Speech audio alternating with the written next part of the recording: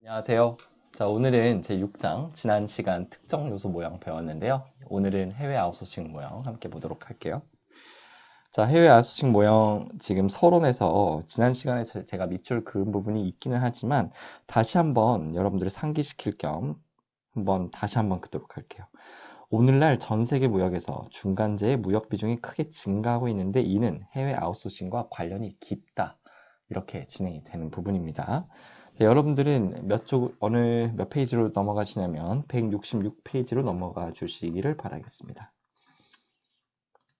저도 함께 넘어갈게요. 자, 여기에는 여러분들 밑줄 긋는 부분들이 좀 많아요. 그래서 밑줄 긋고 또 어떤 필요한 사례들이 있다면 제가 좀 덧붙이면서 그런 사례들을 좀 설명을 드리도록 할게요.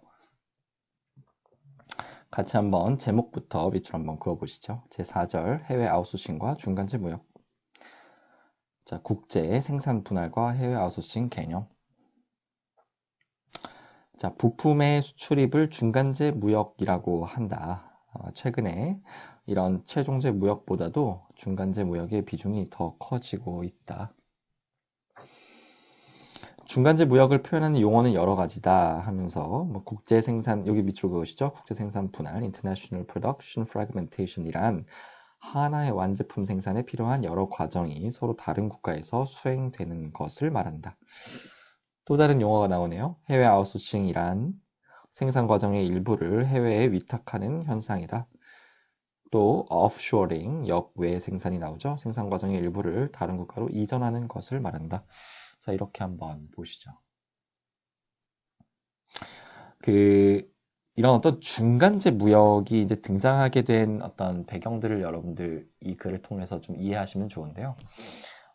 기존에는 우리가 이제 소위 말하는 중간재 무역이 활성화되기 전에는 한 국가에서 원자재도 다 공급받고 중간 부품도 다 생산하고 그리고 최종재를 아예 만들어서 나가는 그런 구조였어요. 그런데 어느 순간 이런 중간재 무역이 굉장히 활성화되면서 우리가 흔히 말하는 이런 국제 생산 분할, 해외 아웃소싱, 역외 생산이라는 단어도 등장을 하게 된 거죠. 여러분들이 이제 이 페이지를 볼 때 소위 말하는 이런 것들을 생각해 보시면 돼요. 여러분들 제가 한번 예시를 한번 들어볼게요. 함께 한번 보시죠. 필기로 한번 드려보겠습니다. 여러분들 핸드폰 혹시 쓰시나요? 저는 좀 다른 걸 쓰긴 하지만 전 세계적으로 유명한 것이 아이폰이라고 할 수 있겠죠? 여러분 아이폰의 공급망이 어떻게 되시는지 혹시 아세요? 한번 제가 말씀을 드려볼게요. 앞서 중간재 무역이라고 하는 것은 부품의 수출입이라고 했잖아요. 이 말이 조금 추상적이라면 국제 생산 분할이라는 단어를 한번 떠올려 보실까요? 하나의 완제품, 달리 말해서 우리가 소비자로서 보는 그 아이폰 하나를 생산하는 데 있어서 필요한 여러 과정들이 다른 국가에서 수행되는 현상을 우리가 국제 생산 분할이라고 말씀을 드렸어요. 그러면 실제 아이폰을 생산하기 위해서 우리가 알고 있는 어떤 아이폰의 완제품이 딱 생산되기까지 어떤 국가에서 뭘 하는지를 좀 알 필요가 있잖아요. 한번 예시를 하나 들어볼게요. 가령 여러분들 아이폰 소위 말하는 애플사 본거지죠? 미국에서는 뭘 할까요? 미국에서는 아이폰의 설계를 합니다. 설계. 소위 말하는 아키텍처 작업들을 좀 한다라고 보시면 돼요. 디자인, 설계 이런 것들을 해요. 한국도 신기하게 우리가 삼성전자 때문에 우리가 설마 아이폰 공급망에 참여하고 있을까라고 생각할 수 있지만 한국도 참여하고 있습니다. 어디가 참여를 하고 있을까요? 대표적으로 LG 같은 어떤 회사들이 참여하고 있는데요. LG는 어떤 거에서 좀 참여하고 있는지 혹시 아시나요? 여러분들 OLED라고 들어보셨어요? 혹은 카메라, 메모리. 삼성도 참여해요? 메모리. 화면, 그 다음에 메모리. 이런 데에서 우리나라가 또 아이폰 공급망에 참여를 하고 있습니다. 우리의 이웃 나라죠. 일본도 역시 아이폰 공급망에 참여를 하고 있습니다. 어디에 어떤 거에 참여하고 있을까요? 여러분들 일본이 강한 데가 소부장이 굉장히 강하죠. 소재, 부품, 장비 산업이 굉장히 강한데 특히 이 아이폰 공급망에 일본은 고정밀 센서에서 센서를 생산하는데 굉장히 많이 참여를 하고 있습니다. 또 하나가 있죠? 여러분들 대만 하면 어디가 떠오르죠? 기업? TSMC라는 기업 떠오르십니까? 반도체 기업인데 칩을 생산하는 기업이죠. 그래서 반도체 칩이 또 대만이 참여하고 있는 부분입니다. 이 외에도 상당히 많지만 우리가 흔히 알고 있는 중국도 참여를 하고 있어요. 중국은 어디에 참여하고 있죠? 우리가 이 아이폰 저는 이제 구매해본 경험은 없는데 이 아이폰에 보셔가지고 이제 그 뒷면을 이렇게 뜯으면 거기에 뭐라고 써 있는지 아십니까? Made in China 이렇게 돼 있어요. 재밌죠? 이런 어떤 다양한 국가에서 복수의 국가에서 실제 공급망에 참여하고 있지만 실제 조립이 어디에서 이루어져 있냐에 따라서 통상 이 made in 어느 국가가 나오거든요. 그러다 보니까 이 중국은 실제 최종 조립을 담당을 하고 있습니다. 이러한 어떤 그 공급망, 소위 말하는 국제 생산 분할이 최근에는 매우 많이 관찰되고 있어요. 제가 지금 사례를 뭐 아이폰으로 들어서 그렇지만 여러분들께서는 혹시 시간이 되신다면 가령 한국 자동차, 우리 보통 이제 현대차나 기아차를 이야기를 하는데 그 현대차, 기아차의 공급망은 어떤지 아니면 소위 말하는 반도체 산업의 전 세계 공급망은 어떤지 뭐 여러분들이 관심 있을 만한 뭐 패션, 의류 산업의 공급망은 어떤지 아니면 최근에 많이 부상하고 있는 전기차 공급망은 어떤지를 한번 생각해 보시길 바라겠습니다. 넘어갈게요.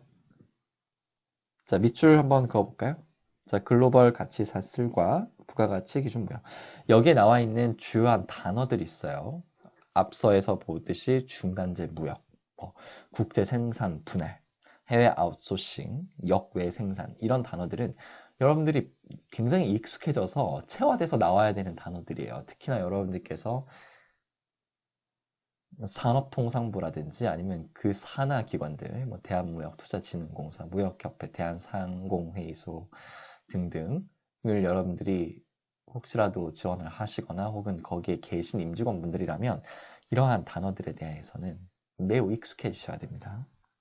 역시나 마찬가지로 여러분들이 익숙해지셔야 될 단어 그리고 그 정의의 밑줄을 그어볼게요. 글로벌 가치 사슬, 글로벌 밸류 체인이란 상품과 서비스의 부가가치 형성 과정, 즉 기획, 생산, 유통, 판매 등의 과정이 생산 분업을 통해 여러 나라에 걸쳐 이루어지는 것을 말한다. 비슷하죠? 그 의미들이 지금 국제 생산 분할, 지금 글로벌 가치 사슬 굉장히 비슷한데 그 비슷한 거 안에서도 차이를 명확히 아셔야 돼요. 다른 말로 지금 제가 밑줄 친 그 정의를 그대로 암기하시면 편합니다. 밑줄 그을게요. 글로벌 가치 사슬이 증가한 이유는 무엇인가? 여러 가지 이유가 있는데 총 3가지로 요약을 할 수 있어요. 여기에 밑줄 그을게요. 교통통신의 발달에 따른 운송비와 거래비용 감소, 세계화가 확대되면서 선진국뿐만이 아니라 개도국에서도 투자와 무역 장벽의 완화, 90년대 들어서 중국, 인도, 소련, 동유럽 시장경제 전환하면서 세계 시장이 크게 확대되었기 때문이다. 이 3가지 여러분들 꼭 기억하시길 바랄게요. 앞서 제가 중간재 무역이 어느 순간 증가했다 이렇게 말씀을 드렸는데 이 표도 한번 밑줄 한번 그어보실까요?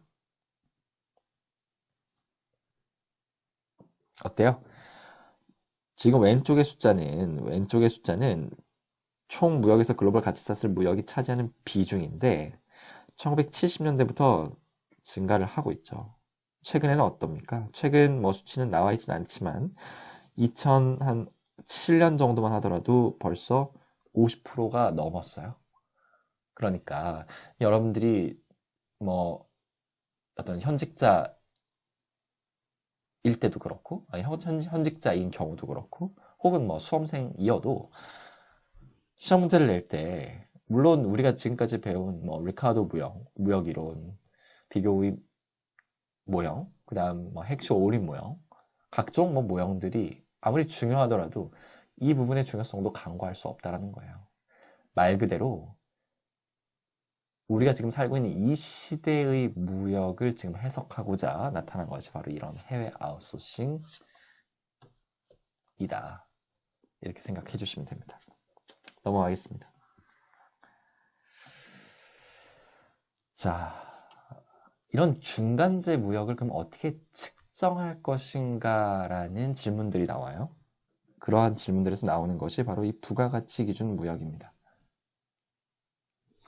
부가가치 기준 무역에 대해서 또 역시나 여러분들이 아셔야 돼요. 그 정확한 정의들을 아시고 그 다음에 제가 설명을 필요하다면 드리도록 하겠습니다. 자, 부가가치 기준 무역 TIVA라고 하는데요. Trade in Value Added라고 해서 수출입을 통해 창출되는 부가가치의 이출입을 말한다. 만약에 수출로 자국의 부가가치가 창출된다면 그것을 부가가치의 이입이라고 하고 수입으로 타국의 부가가치가 창출되는 것을 부가가치의 이출이라고 한다. 이렇게 나오죠.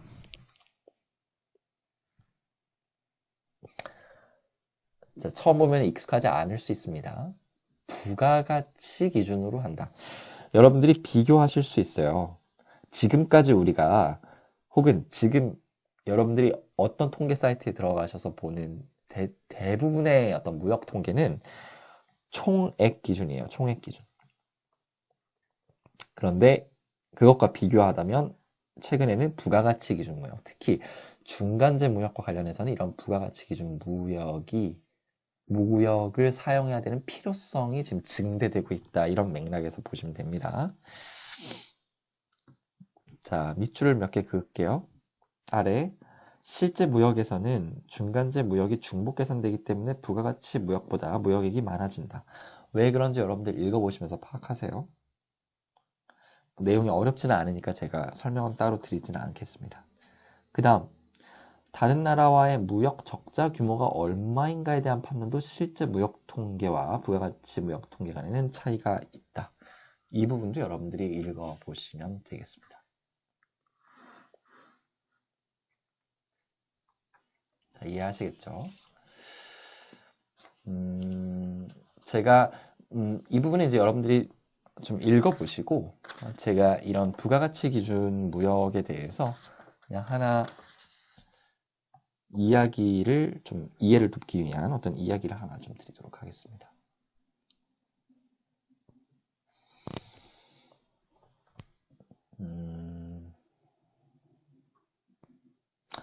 여러분들 그 부가가치 무역이라고 한번 해보고요. 그래서 이제 TIVA라고 하는데 Trade in Value Added 이렇게 나오죠.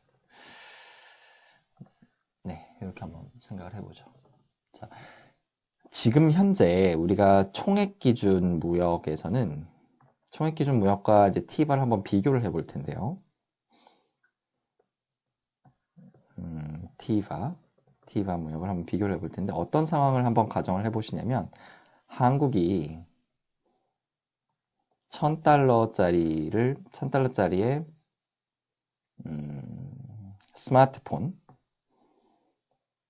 스마트폰을 미국에 수출했다. 이런 어떤 생각을 한번 해보세요. 한국이 1000달러짜리 스마트폰을 미국에 수출했다. 그러면 현재는 총액 기준 무역으로 하면 총액 기준 무역은 뭐 간단하니까 제가 좀 이렇게 한번 해볼게요. TIVA 총액 기준 무역에 따르면 지금은 어떻게 되냐면 한국이 수출을 1000달러 했다. 이렇게 기록이 돼요. 다른 말로 미국은 1000달러만큼의 대한국 무역 적자를 기록했다. 이렇게 현재는 기록이 돼요. 자, 그런데 이 TIVA에 따르면 이 스마트폰이 한국에서 실제 1,000달러만큼의 부가가치가 창출된 거야? 라는 질문을 던지는 거예요. 그런데 굉장히 재미있는 현상이 있어요. 실제 어떤 연구에 의하면 이런 통계가 있다고 해요. 이 스마트폰을 만드는 데 있어서 뭐 그것이 뭐 한국 거라고 하더라도, 예를 들어 뭐 삼성 어떤 스마트폰이라고 하더라도 이런 말들이 있어요. 우리가 흔히 말하는 디스플레이, 화면이겠죠. 그 다음에 카메라, 이런 것들은 한국산이 맞대요. 소위 말해서 한국에서 그 부가가치가 창출이 된 부분이라는 거예요. 그것이 대략 한 300달러 정도 된답니다. 만약에 스마트폰을 1,000달러라고 가정을 한다면. 그런데 이 스마트폰에 들어가는 각종 소재 같은 것들이 있겠죠. 그것은 사실 일본에서 부가가치가 창출된 부분들이 있답니다.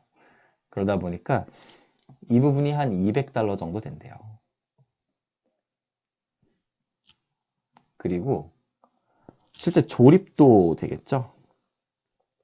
뭐 일부 부품이 조립될 수도 있고 뭐 최종재가 조립될 수 있는데, 지금은 미국에 이제 최종재를 수출했다고 하니까 지금은 뭐 어떤 부품들이 다양하게 조립되는 것을 한번 중국으로 가정을 해볼게요. 그렇다면 여기가 한 100달러 정도가 된답니다. 그리고 설계, 아키텍처나 어떤 로열티 같은 것들이 있겠죠? 이것은 미국이 주로 한다는 거예요. 이 부분은 한 300달러 정도 된다고 해요. 그러면은 300, 200, 100, 300 해가지고 지금 100이 남잖아요. 그 100은 뭐 유통이나 어떤 뭐 무역 비용 같은 것들을 우리가 이야기를 해요. 이런 것들을 다 따져서 실제로 한국이 1,000달러짜리 스마트폰을 미국에 수출을 할 때 실제 한국이 기여한 부분이 얼마만큼이냐를 측정하겠다라는 게 T바인 거예요. 그러니까 매우 어렵겠죠. 실제 기업 내부 정보도 필요하겠고, 원가 정보, 공급망 정보 등등이 많이 필요할 거예요. 뭐 산업에 대한 이해들도 많이 필요하겠고요. 그래서 최근에는 이런 어떤 무역 전문가가 단순히 뭐 예전에는 어떤 뭐 무역 실무를 잘하는 사람들, 혹은 뭐 은행에서 신용장 같은 것들을 잘 처리할 수 있는 사람들, 혹은 뭐 어떤 국제 경제학을 전공한 경제학자, 혹은 뭐 마케팅과 뭐 브랜딩을 잘하는 어떤 경영 전공자, 뭐 이런 사람들에게 주로 이제 무역이 이렇게 한정되어 있었어요. 근데 최근에는 이러한 요소들까지 다 파악하는 어떤 중간재 무역도 부상하고 있다 보니까 최근에는 이런 무역 분야의 산업 전문가들도 많이 필요하게 됐고, 그리고 어떤 특정 산업의 공급망을 이해하는 사람들도 많이 필요하게 됐죠. 그러다 보니까 데이터를 다룰 수 있는 사람들도 필요하고, 어떤 원가를 계산할 수 있는 어떤 회계, 세무, 이런 사람들도 많이 필요하게 된 상황이죠. 그러니까 무역이라고 하는 것이 이제는 어떻게 보면 하나의 어떤 융합학문화 되고 있다고 생각을 하시면 돼요. 자, 우리 시험과는 관계없는 내용, 사족이었으니까 역시도 넘어가도록 하겠습니다. 아무튼 이런 어떤 맥락에서 여러분들이 부가가치 기준의 무역의 중요성들을 한번 생각을 해보시라는 거예요. 넘어갈게요.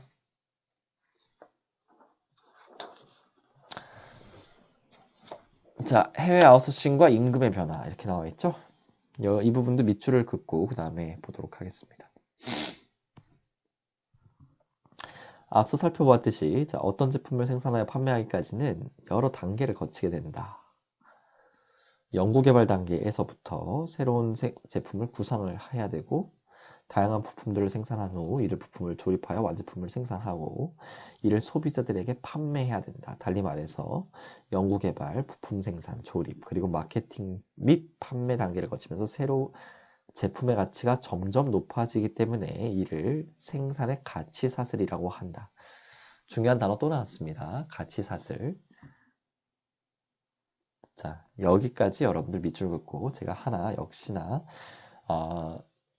국제경제학 그리고 국제경영학에서 많이 나오는 개념을 하나 소개해 드리겠습니다. 지금 여러분들 보시면 결국에는 가치사슬이라고 하는 어떤 개념이 나오는데 이 가치사슬을 보다 보면 뭐 더 다양한 어떤 그 단계들은 있지만 크게 보면 우리가 어떤 상품을 생산해서 판매하기까지의 이런 과정들을 거친다는 거예요. 연구개발, 부품 생산, 조립, 마케팅, 그리고 판매. 이건 이제 같이 가는 겁니다. 그러면 우리가 여기에서 이제 여러분들 아셔야 되는 개념이 하나 있어요. 간략하게 설명만 소개해 드릴 테니까 여러분들이 별도로 찾아보세요. 정리하셔야 됩니다. 스마일 커브라는 개념이 있어요. 이렇게 됩니다. 스마일 커브라는 개념은 이건 이제 단계예요, 단계. 그리고 이거는 소위 말하는 부가가치 정도를 이야기를 해요. 높으면 뭐 높은 부가가치를 창출한다. 낮으면 낮은 부가가치를 창출한다는 말이겠죠. 실제 여러분들이 보이시는 이 연구개발 단계, 이게 이제 순서잖아요. 이 연구개발 단계 기획이겠죠. 뭐 기획, 뭐 아니면 디자인, 뭐 이런 거겠는데 연구개발 단계에서의 부가가치는 상당히 높아요. 그런데 이 부품 생산은 연구개발보다는 사실 부가가치가 그렇게 크지는 않습니다. 그러나 예외는 있겠죠? 가령 뭐 반도체라든지 정밀 부품에 대한 어떤 생산은 또 굉장히 높을 수도 있지만 일반적인 어떤 제조업에서 보면 이 부품 생산의 부가가치는 사실 연구개발보다는 조금 낮은 어떤 축에 속해요. 이 조립 단계 있죠? 단순 조립이겠죠? 그러다 보니까 여기 조립은 스마일 커브 상의 가장 낮은 부가가치를 창출하는 것으로 알려져 있어요. 그리고 여러분들이 보는 이런 어떤 마케팅이나 어떤 유통 관리라든지 아니면 실제 판매하는 판촉행위 같은 것들은 그래도 비교적 좀 높은 부가가치를 창출한다라고 나와 있습니다. 그래서 이런 모양이 소위 말하는 스마일 하는 커브라고 해서 우리가 이거를 스마일 커브라고 이야기를 해요. 우리 시험과는 관련이 없는 내용이지만 간단하게 말씀을 드리면 그러다 보니까 이런 일이 발생을 해요.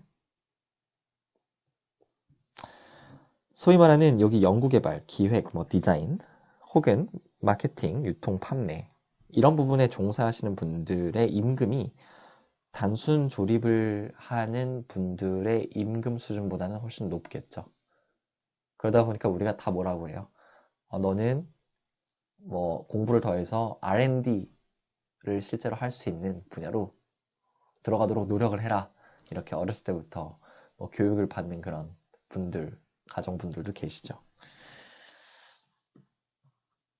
이런 스마일 컵에서 또 많은 어떤 메시지들을 이렇게 읽어낼 수도 있습니다.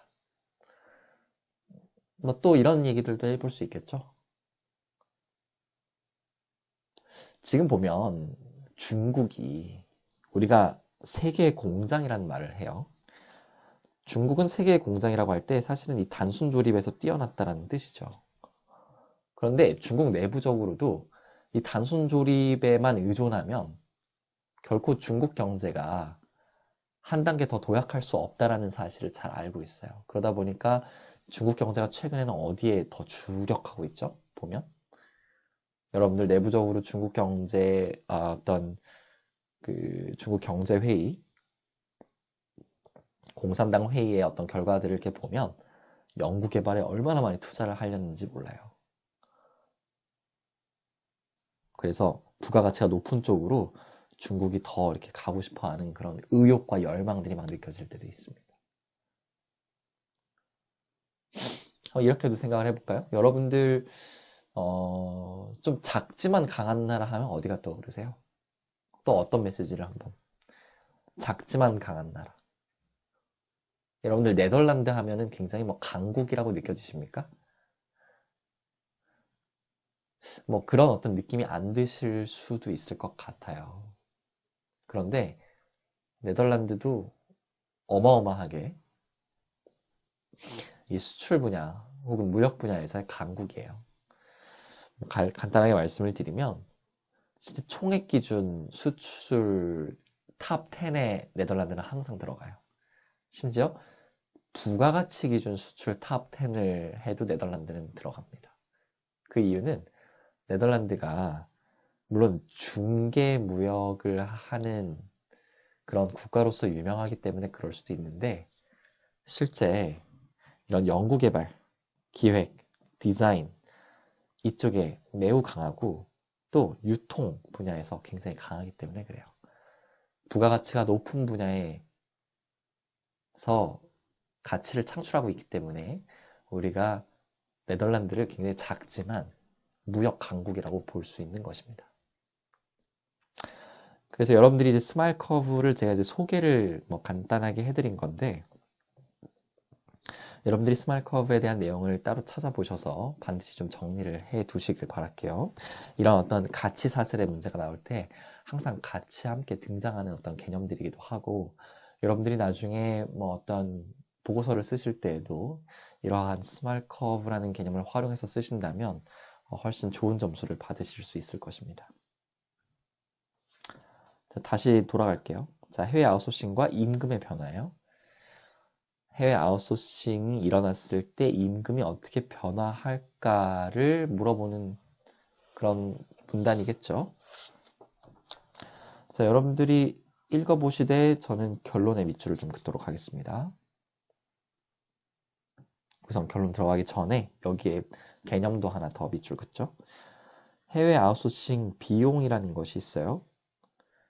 그것은 일부 생산 활동을 국내에서 수행하지 않고 해외에서 수행하기 때문에 들어가는 추가적인 비용을 말한다. 이 추가적인 비용에는 자본 비용과 무역 비용이 있다.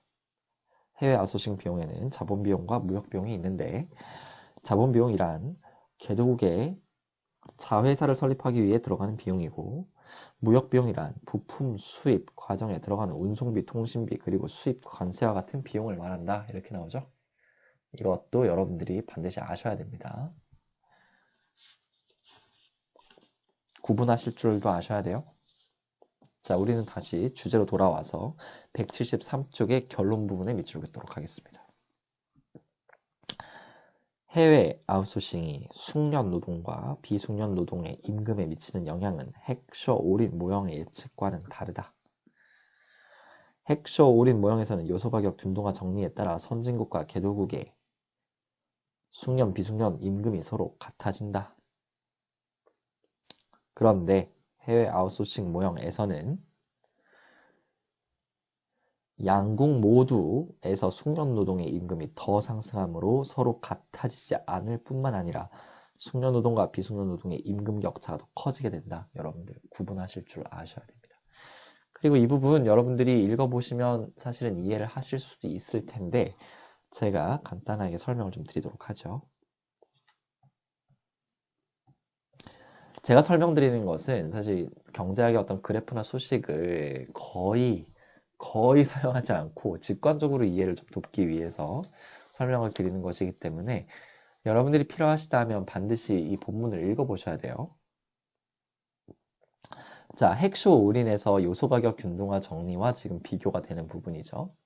핵쇼 올인 요소가격 균등화 정리는 여러분들이 배우셨기 때문에 이 부분은 생략을 하고 여기서는 제가 앞서 밑줄 그은 부분에서 왜 해외 아웃소싱에서는 양국 모두, 달리 말해서 선진국과 개도국 모두에서 숙련 노동의 임금이 더 상승하는지를 말씀을 좀 드릴게요.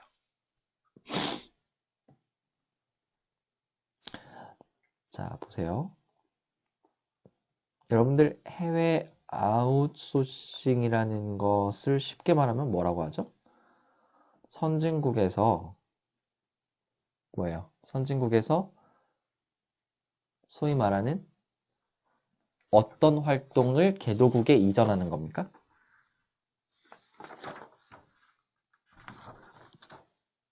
생산 과정의 일부를 개도국에 이전을 하는 건데 주로 어떤 거를 개도국에 이전하겠어요?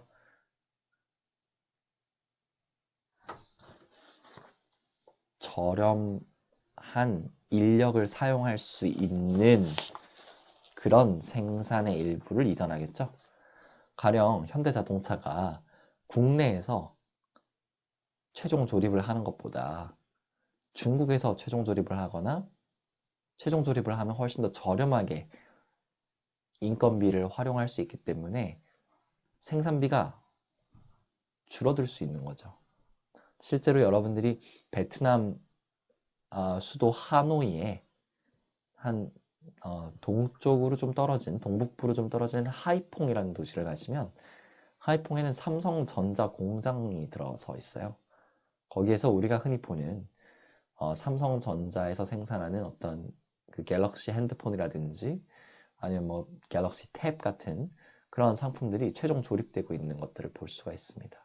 이처럼 한국에서 베트남으로 이런 최종 조립과 같은 소위 말하는 저렴한 인력을 많이 사용할 수 있는 그런 생산 과정이 이전되는 것을 우리가 해외 아웃소싱이라고 얘기할 수 있겠죠. 그래서 이것은 개도국과 선진국에서 소위 말하는 결론을 보면 뭐죠? 양쪽 다 숙련 노동의 임금이 오른다 이렇게 이야기를 하고 있죠.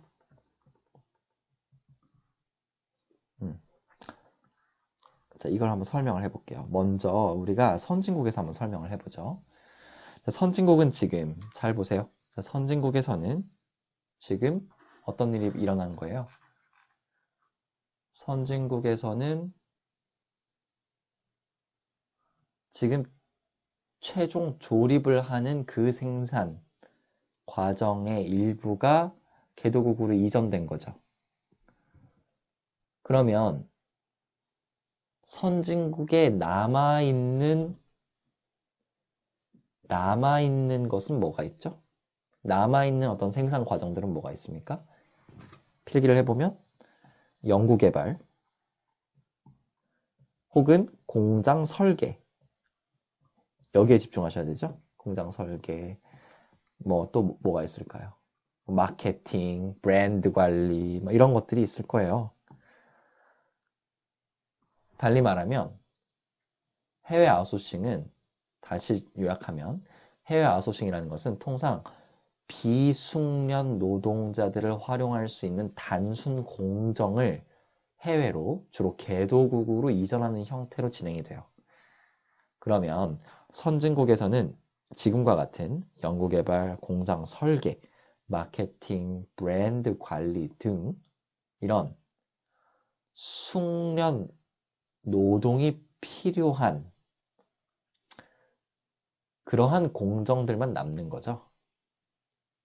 달리 말해서 비숙련 노동이 유출돼서 비숙련 노동이 사실상 유출돼서 숙련 노동에 대한 상대적 수요가 증가하는 거예요. 선진국에서는. 그러다 보니까 숙련 노동의 임금이 증가할 수밖에 없는 겁니다. 죄송해요. 숙련 노동의 임금이 상승할 수밖에 없는 거예요. 우리가 임금은 증가한다고 표현을 안 하죠. 상승한다고 표현을 하죠.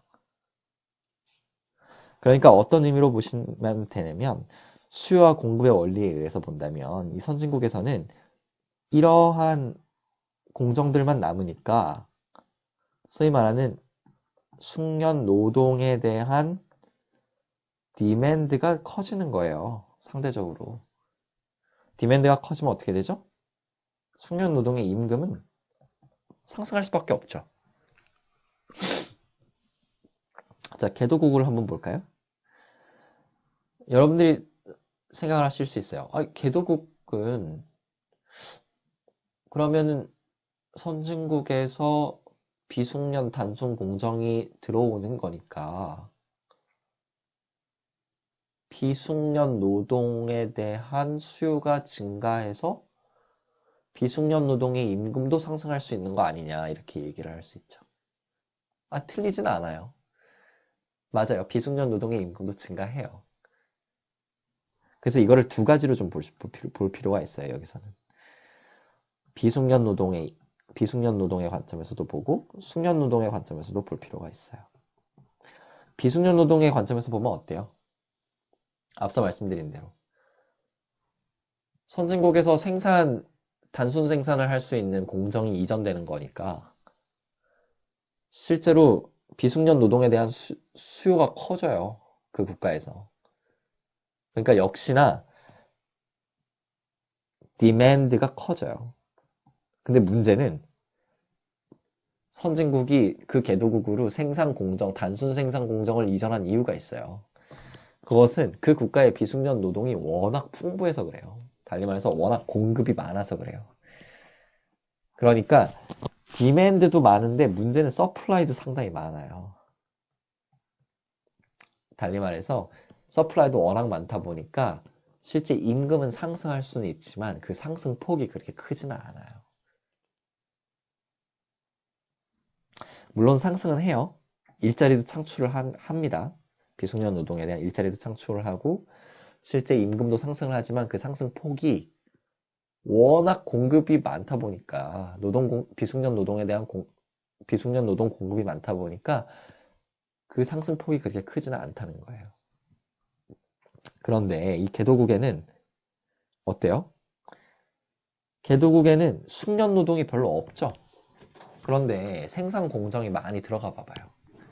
그러면 어떤 사람들이 필요하게 되죠? 현장 엔지니어. 소위 말하는 그 개도국에 원래 있던 저숙련 노동이 감당할 수 없는 어떤 노동자에 대한 수요가 증가해요. 그런데 그들이 담당하는 어떤 업무들을 보면 뭐가 있죠? 현장 엔지니어, 혹은 공장에 실제 조립하는 사람 말고 관리자, 그리고 품질을 관리하는 담당자, 전문가들이 있겠죠? 그리고 뭐 공장의 어떤 설비, 유지보수 전문가들이 필요할 수도 있어요. 근데 그런 사람들은 개도국에는 많지가 않아요. 그런데 또 디맨드는 높죠. 왜냐하면 생산 공장이 더 이전됐으니까 관리는 해야 될 거 아닙니까? 그러니까 달리 말로 디맨드는 높은데 이런 사람들에 대한 서플라이는 또 적어요. 그래서 서플라이의 차이에 의해서 이 숙련 노동에 대한 임금이 훨씬 더 많이 상승하는 거예요. 그러다 보니까 개발도상국에서는 숙련 노동의 임금이 상승폭이 훨씬 크기 때문에 숙련 노동과 비숙련 노동의 임금 격차가 크게 나는 거고, 선진국에서는 소위 말하는 단순 공정들이 다 개도국으로 이전되니까 이제는 수요 측면에서만 봐도 숙련 노동에 대한 수요는 점점 증가하죠. 그러니까 임금이 큰 폭으로 상승하는데 문제는 비숙련 노동은 이제 수요가 거의 없어지는 거예요. 선진국에서. 수요가 감소하니까 어떻겠어요?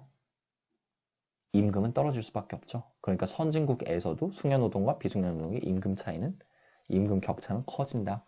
이렇게 우리가 요약할 수 있는 겁니다. 그 내용을 어렵게 설명을 하고 있어요.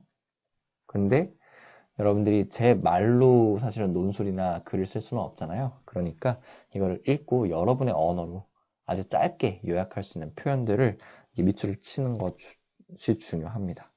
사실은 제가 여기 34쪽에 결론으로 밑줄 쳐드린 부분을 그대로 암기하셔도 상관은 없습니다. 중요한 것은 핵쇼올인의 요소가격 균등화 정리와는 또 다른 결과다. 이렇게 이해를 꼭 해주시길 바랄게요. 넘어갈게요.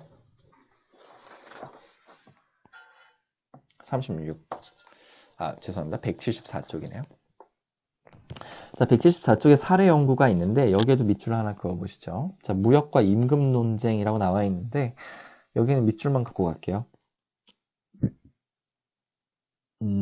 지금 최근에 지난 수십 년간 미국의 숙련 노동자 임금이 비숙련 노동자 임금보다 더 빠르게 증가를 해왔대요. 그 이유가 무엇인지를 세 가지 측면에서 설명할 수 있다. 이렇게 나와요. 여기도 밑줄 하나 그을까요? 숙련 노동자의 공급 증가에도 불구하고 이들의 상대 임금이 상승한 원인은 무엇인가? 그 원인은 세 가지 측면이다. 첫째, 핵쇼올린 모형에서 공부한 스톨퍼 사멜슨 정리에 의한 설명이다. 둘째, 숙련 노동 편향적인 기술 진보.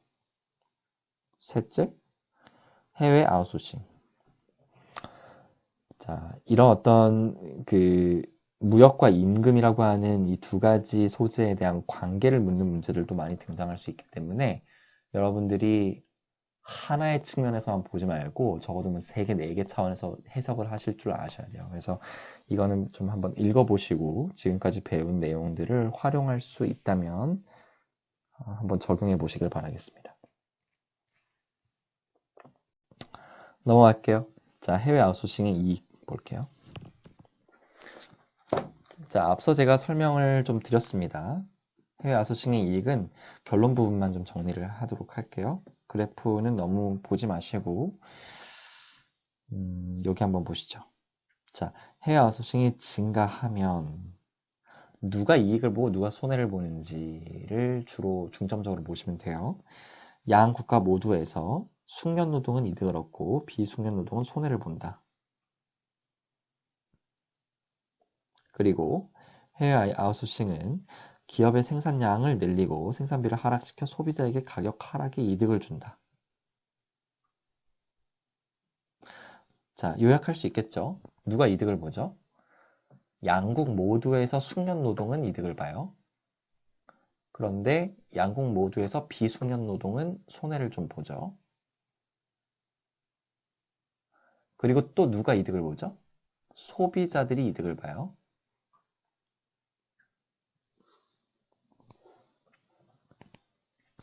그 다음 하나만 더 밑줄 그을까요? 교역 조건이 개선될수록 그 국가의 이득은 커진다.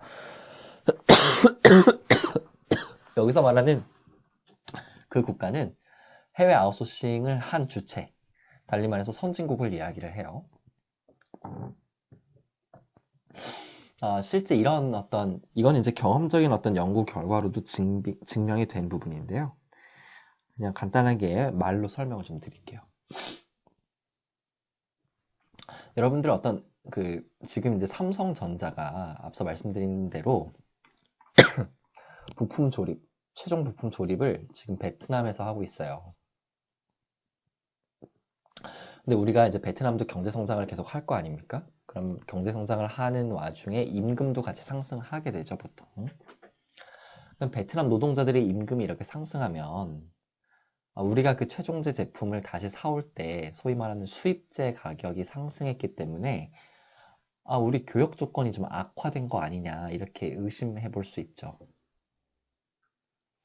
그런데 중요한 것은 아무리 베트남에서의 임금이 상승하더라도 삼성전자는 해외 아웃소싱의 이익이 훨씬 더 크다라는 사실이에요. 왜냐하면 한국에서 최종 조립을 하는 그 공정을 수행하는 것보다 베트남에서 수행하는 것이 훨씬 낫다라는 거죠. 그래서 요 위에 있는 어떤 문장이 하나 있는데 거기에도 하나만 밑줄을 긋고 갈게요. 어디냐면 해외 아웃소싱은 항상 더 많은 생산을 가능하게 한다. 교역 조건이 악화되면 손실이 발생하는 것이 아니라 이익이 줄어들 뿐이다. 여기에 기억을 하세요. 그래서 선진국 입장에서는 해외 아웃소싱을 할 유인이 상당히 클 수밖에 없어요. 그 부분을 여러분들 기억하시고 가시면 좋습니다.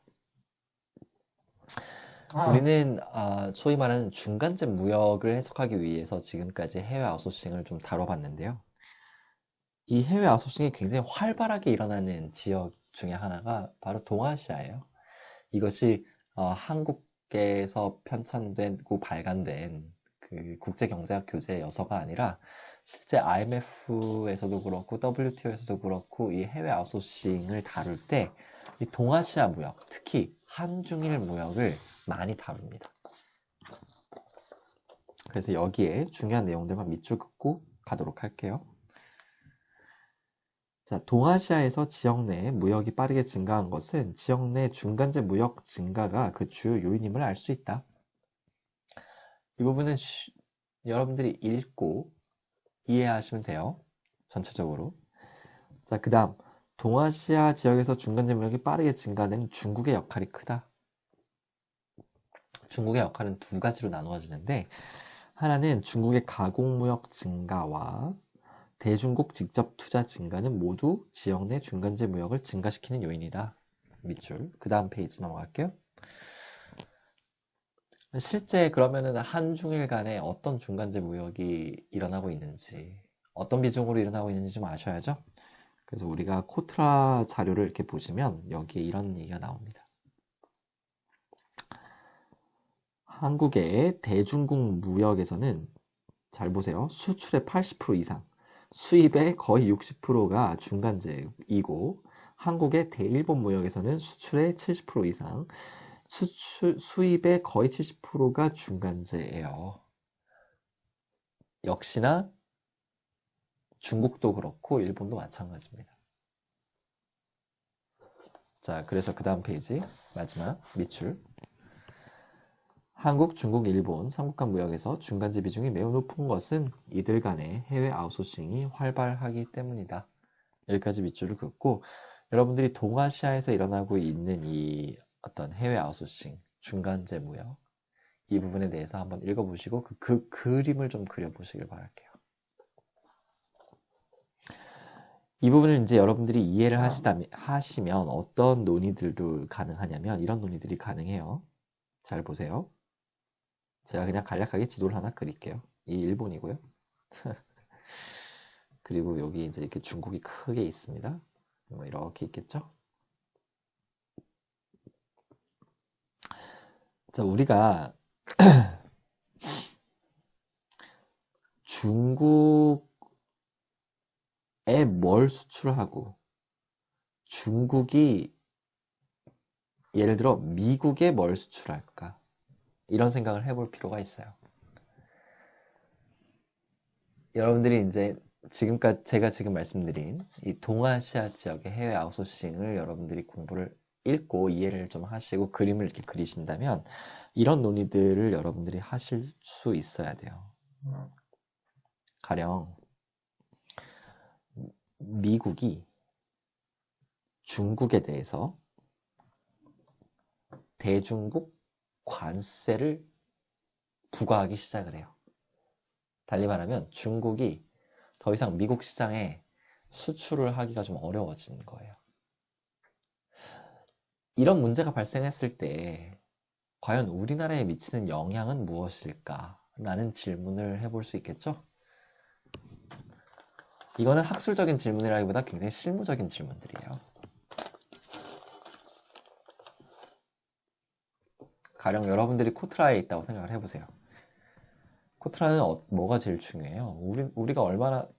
우리가 수출을 잘할 수 있을까? 어떤 대외 변수가 발생을 했을 때, 어느 지역의 어느 기업들이 지금 피해를 입을까? 특히 수출 기업 측면에서 이런 것들을 고민하는 기관들이잖아요.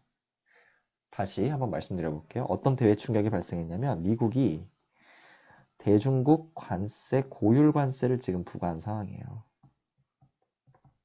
그러면 어떻게 생각하실 수 있죠? 논리 중에 하나가 뭡니까?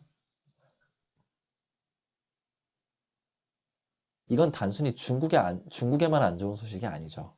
이거는 한국에도 안 좋은 소식이 될 수 있죠. 그 이유는 한국이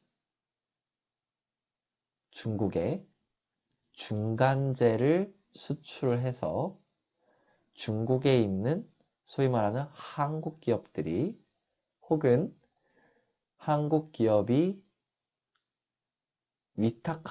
최종 조립을 위탁한 중국 기업들이 중국에서 최종재를 만들어서 미국으로 수출을 하는데 지금 그 과정, 마지막 과정이죠. 최종 조립된 재화가 미국으로 가는 것이 지금 고율 관세로 제약이 된 상황이잖아요. 그 의미는 뭐예요? 이게 제약이 되는 것은 단순히 이 제약만을 보는 게 아니라 이 부분, 달리 말해서 한국의 대중국 중간재 수출 산업들이 타격을 입을 수 있다. 이렇게 분석을 하실 수 있어야죠. 그러니까 이런 어떤 그림을 여러분들이 그리실 수 있어야지 실제 여러분들이 뭐 산업통상부나 혹은 뭐 코트라나 뭐 무역협회나 가셔서 빠르게 어떤 대외 변수가 발생을 했을 때 우리나라 경제에 미치는 영향, 특히 우리나라 수출 산업에 미치는 영향, 혹은 우리나라 수출 기업에 미치는 영향을 빠르게 분석을 하실 수 있겠죠. 그래서 이러한 맥락에서 여러분들이 동아시아의 해외 아웃소싱, 동아시아 안에서의 해외 아웃소싱을 한번 생각해 보시고 이러한 논의로 여러분들 스스로가 확장을 해 보시길 바라겠습니다. 자, 해외 아웃소싱도 여기서 이제 내용은 마치고요. 자, 제가 주요 용어 역시나 체크를 좀 해드리도록 하겠습니다. 기억하시죠? 주요 용어는 여러분들이 용어를 보고 그거에 대한 정의를 내리실 수 있어야 돼요. 단순히 말로 하는 게 아니라 실제 글로 완벽하게 쓰실 줄 아셔야 됩니다. 자, 특정 요소 여러분들 보시고 단기 소득 분배, 장단기 무역이익, 무역과 실업, 해외 아웃소싱, 국제생산 분할, 역외 생산, 부가가치 기준 무역, 중간재 무역, 글로벌 가치 사슬, 숙련노동, 비숙련노동. 거의 뭐 모든 단어인데 이렇게 체크를 해주시고 요약은 여러분들이 읽어보시고요. 자, 문제는 어떤 거 푸셔야 되는지 말씀을 좀 드릴게요. 자, 여기서 문제는 여러분들 어떤 거를 하시냐면요. 2번 꼭 한번 해보시고요.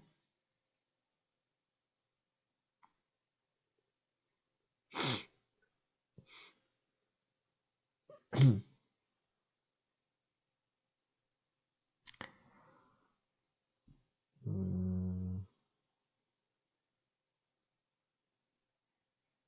6번은 제가 설명을 드리지 않았어요. 근데 네덜란드병과 관련된 문제인데 여러분들이 한번 고민 한번 해보시길 바라겠습니다.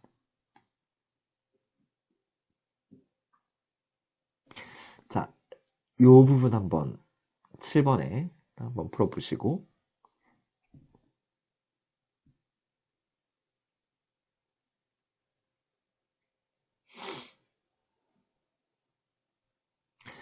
여기 지금 8번도 한번 해보시는데 그림을 이용해서 설명하라고 하는데 그림 이용해서 설명하지 마시고 그냥 어떤 일이 발생했을지 여러분들이 한번 서술해 보세요. 생각을 해보시든지.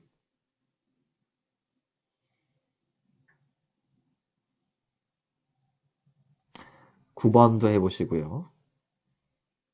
자, 10번도 해보시길 바라겠습니다. 역시나 거의 모든 문제인데